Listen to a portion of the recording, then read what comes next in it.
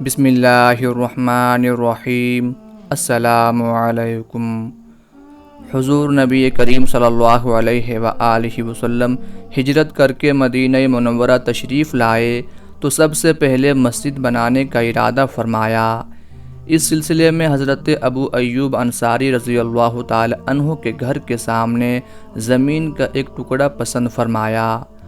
اس زمین کے مالک دو یتیم بچے حضرت سہل اور حضرت سہیل رضی اللہ عنہما تھے۔ ان بچوں اور ان کی والدہ نے زمین قیمت کے بغیر دینے کی خواہش ظاہر کی، لیکن آپ صلی اللہ علیہ وآلہ وسلم نے فرمایا، اللہ تعالیٰ تمہیں اجر عطا فرمائے، میں یہ زمین قیمت کے بغیر نہیں لوں گا۔ چنانچہ انہیں قیمت ادا کی گئی۔ اس کے بعد اس کی تعمیر شروع ہوئی۔ صحابہ کرام نے مسجد کی تعمیر میں بھرپور حصہ لیا۔ خود اللہ کے رسول صلی اللہ علیہ وآلہ وسلم پتھر اور گارا ڈھوتے نظر آئے۔ اس طرح کچھ عرصہ میں دنیا کی یہ مقدس مسجد تیار ہو گئی۔ یہ مسجد کچی اینٹوں کی تھی، پتھر بھی استعمال کیے گئے تھے، کھجور کی شاخوں اور تنوں کو کام میں لایا گیا تھا۔ مسجد میں رات کے وقت روشنی کا انتظام نہیں تھا۔ رات کے وقت مسجد تاریک رہتی، البتہ چاندنی راتوں میں لوگ چاند کی روشنی میں نماز ادا کرتے۔ ایک روز نبی اکرم صلی اللہ علیہ وآلہ وسلم نماز کے لیے مسجد میں تشریف لائے تو مسجد خوب روشن تھی، اس میں قندیلیں روشن کر کے رکھ دی گئی تھیں۔ نبی کریم صلی اللہ علیہ وآلہ وسلم مسجد کو روشن دیکھ کر بہت خوش ہوئے۔ آپ نے صحابہ کرام رضی اللہ عنہم سے پوچھا، یہ آج مسجد میں روشنی کس نے کی؟ صحابہ کرام نے ایک صحابی کی طرف اشارہ کر دیا۔ حضور نبی کریم صلی اللہ علیہ وآلہ وسلم نے خوشی کا اظہار فرمایا اور انہیں دعائیں دیں اور فرمایا، اگر میرے ہاں کوئی کماری لڑکی ہوتی تو میں اس کا نکاح تم سے کر دیتا۔ اس وقت مسجد نبوی میں آپ کے چچا زاد بھائی نوفل بن حارث رضی اللہ عنہ موجود تھے۔ انہوں نے فوراً عرض کیا، یا رسول اللہ، میری لڑکی بیوہ ہو گئی ہے، اگر آپ چاہیں تو اس کا نکاح ان سے کر دیں۔ آپ صلی اللہ علیہ وآلہ وسلم نے تجویز منظور فرمائی اور اسی وقت نکاح کر دیا۔ یہ صاحب جنہوں نے سب سے پہلے مسجد روشن کی اور جن کا نکاح اس طرح ہوا اور جنہیں رسول اللہ صلی اللہ علیہ وآلہ وسلم نے مسجد روشن کرنے کی بنیاد پر دعائیں دیں، حضرت تمیم بن اوس داری رضی اللہ تعالی عنہ تھے۔ حضرت تمیم داری رضی اللہ تعالی عنہ شام کے رہنے والے تھے، پہلے عیسائی تھے۔ ان کے باپ دادا میں سے ایک شخص کا نام دار تھا، اسی نسبت سے یہ داری مشہور ہوئے۔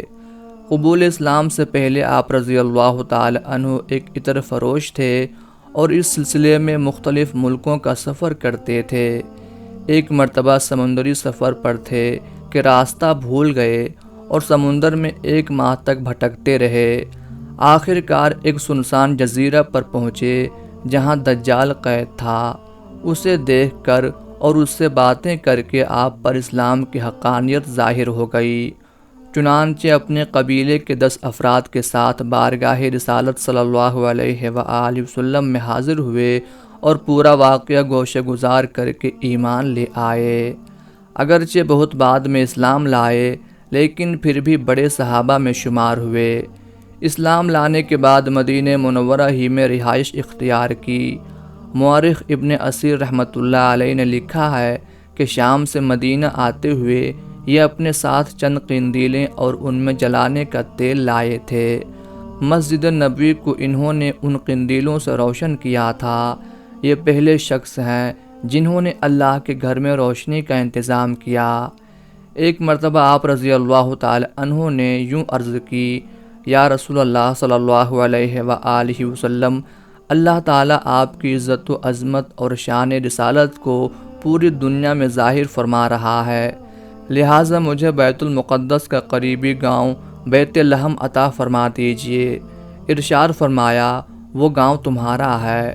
پھر اس گاؤں کی ایک دستاویز تیار کر کے آپ رضی اللہ تعالی عنہ کے حوالے کر دی گئی۔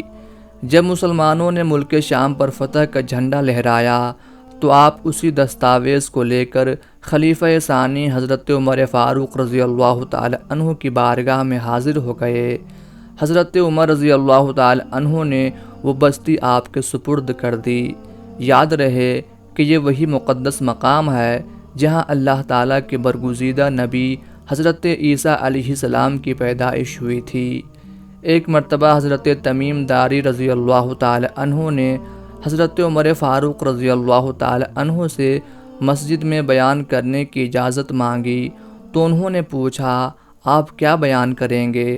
عرض کی، لوگوں کے سامنے قرآن مجید پڑھوں گا، انہیں نیکی کی جانب راغب کروں گا اور برائی سے منع کروں گا۔ حضرت عمر رضی اللہ تعالی عنہ نے فرمایا، یہ نفع کا سودا ہے۔ چنانچہ جمعہ کے دن آپ اپنا بیان جاری رکھتے، یہاں تک کہ حضرت عمر فاروق رضی اللہ تعالی عنہ جمعہ پڑھانے کے لیے تشریف لے آتے۔ آپ رضی اللہ تعالی عنہ کا شمار ان خوش نصیب حضرات میں ہوتا ہے جنہیں حضرت عمر فاروق رضی اللہ تعالی عنہ نے نماز تراویح بجماعت پڑھانے کے لیے امام مقرر فرمایا تھا۔ آپ رضی اللہ تعالی عنہ بڑے عابد و زاہد تھے۔ جب نماز کا وقت ہو جاتا تو عمدہ کپڑے پہن لیتے۔ کبھی ایسا بھی ہوتا کہ 1000 درہم کی مہنگی چادر اوڑھ کر نماز کے لیے باہر تشریف لاتے۔ رات کے سائے گہرے ہو جاتے تو مسواک کرتے، پھر عطر لگا کر اپنے آپ کو معطر کرتے اور نماز کے لیے کھڑے ہو جاتے۔ تہجد کے لیے مزید اہتمام کرتے اور ایک خاص لباس زیب تن کر کے نماز تہجد ادا کرتے۔ آپ نے 4000 درہم کا ایک مہنگا اور عمدہ لباس خرید کر رکھا ہوا تھا، لہٰذا جس رات لیلۃ القدر کا گمان ہوتا تو خصوصیت کے ساتھ اسی لباس کو پہنتے اور پوری رات ذکر و عبادت میں گزار دیتے تھے۔ ایک رات آپ رضی اللہ تعالی عنہ تہجد کی نماز نہ پڑھ سکے تو اپنے نفس کو سزا دینے کی ٹھانی اور رات میں سونا چھوڑ دیا، یہاں تک کہ پورا 1 سال آپ کو قیام اللیل کرتے ہوئے گزر گیا۔ آپ رضی اللہ تعالی عنہ 7 دنوں میں ایک بار ختم قرآن کرتے تھے۔ ایک مرتبہ کسی نے آپ رضی اللہ تعالی عنہ سے پوچھا کہ آپ روزانہ رات میں کتنا قرآن پاک پڑھ لیتے ہیں؟ ارشاد فرمایا، شاید تم ان لوگوں میں سے ہو جو رات کو قرآن پڑھ کر لوگوں کو یہ کہتے پھرتے ہیں کہ میں نے آج رات قرآن کی تلاوت کی ہے۔ پھر فرمایا، مجھے بھول کر 3 رکعتیں نماز نفل پڑھ لینا تو پسند ہے، لیکن یہ پسند نہیں کہ رات بھر قرآن پاک کی تلاوت کروں اور صبح لوگوں پر یہ بات ظاہر کر دوں۔ بعض اوقات ایک ہی آیت بار بار پڑھتے رہتے اور روتے رہتے، یہاں تک کہ صبح صادق ہو جاتی۔ نماز کے بعد مسجد میں آپ رضی اللہ تعالی عنہ کو دائیں بائیں جو بھی ملتا اس کا ہاتھ پکڑتے اور اپنے گھر لا کر انواع و اقسام کے کھانوں سے اس کے خوب خاطر تواضع کیا کرتے۔ حضرت عمر فاروق رضی اللہ تعالی عنہ کے زمانے میں ایک بار مدینہ منورہ سے باہر حرہ کے مقام پر آگ بھڑک اٹھی۔ اس کے پھیل جانے سے کھجور کے باغات جل سکتے تھے۔ چنانچہ حضرت عمر رضی اللہ تعالی عنہ حضرت تمیم داری رضی اللہ تعالی عنہ کے پاس گئے اور انہیں آگ بھڑک اٹھنے کی اطلاع دی۔ حضرت تمیم داری رضی اللہ تعالی عنہ فوراً حرہ گئے اور خود کو خطرے میں ڈال کر اس آگ کو بجھایا۔ مطلب یہ کہ لوگوں کے لیے ان میں خیر کا جذبہ بہت تھا۔ اسی بنیاد پر حضرت عمر رضی اللہ تعالی عنہ نے انہیں خیر اہل المدینہ کا خطاب دے رکھا تھا۔ لوگ انہیں بہت عزت کی نگاہ سے دیکھتے تھے۔ آپ رضی اللہ تعالی عنہ نے اپنی رہائش مدینہ منورہ میں رکھی، لیکن حضرت عثمان غنی رضی اللہ تعالی عنہ کی شہادت کے بعد ملک شام تشریف لے گئے اور تا دم حیات وہیں رہے اور سن 40 ہجری میں دنیا فانی سے کوچ فرما گئے۔ اللہ تعالیٰ کی ان پر ہزارہ رحمتیں ہوں، آمین یا رب العالمین۔